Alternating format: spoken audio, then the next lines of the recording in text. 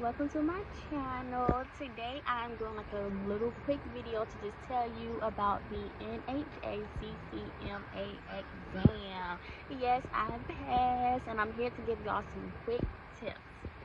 So I would say you really need to study your medical terminology. And I know if y'all been looking on YouTube and looking up stuff, you know that everybody is saying that and they is not playing. Like I said, the 2023 certified clinical medical exam NHA.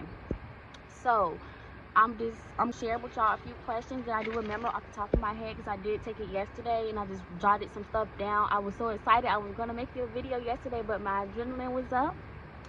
But yeah, so yeah, to start, you really need to know your injections, and they had a lot of children's injections and children's questions, so I would say study that. Your 12-month-old, your 8-month-old, like you really need to know your pediatric stuff too. So yeah, to start, one of the questions that I remember off the top of my head, like as soon as I got out of there, and everybody, you should typically know this, the angle of an intramuscular injection, which is 90 degrees, subcutaneous, 45, you need to know intradermal, and all of that.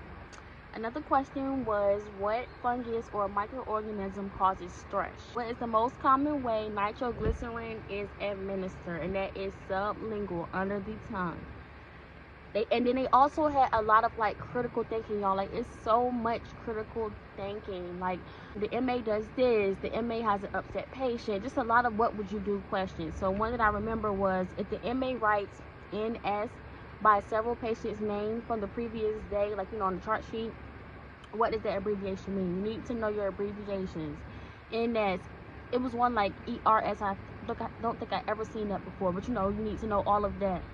If a patient pulls out their arm, what is that? Like what consent is that? You need to know that, implied consent. You need to know, like I said, the medication routes.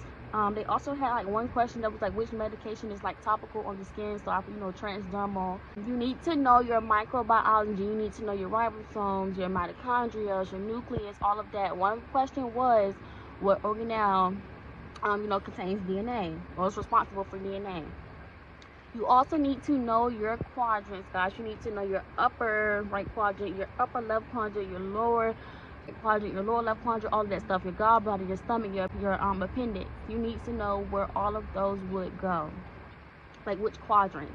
You also need to know like what sites would you choose for intramuscular injections, what sites would you choose for subcutaneous injections. You need to know all of that. Your dorsal gluteus, you need to know all of those things.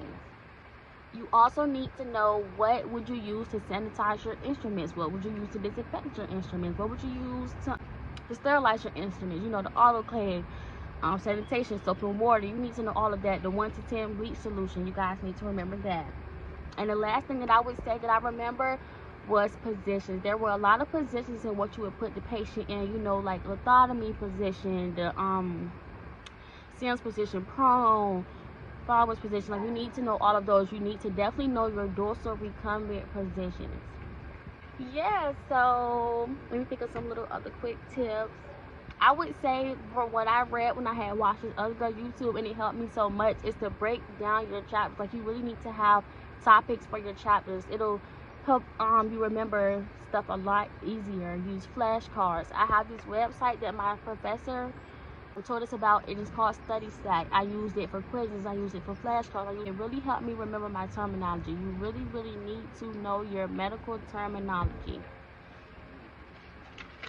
But yeah, so like I said, I'm gonna take myself out for a little drink or something because I'm feeling good. I'm feeling like a real MA. So yeah, that's just a little quick tips for y'all. This is probably gonna be my second YouTube video ever, so bear with me. But yes, guys, please subscribe to my channel. I'm gonna leave my Instagram and I'm gonna leave my TikTok.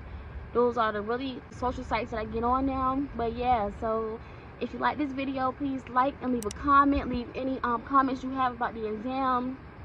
I'll try to get back to you. But yeah, I am out.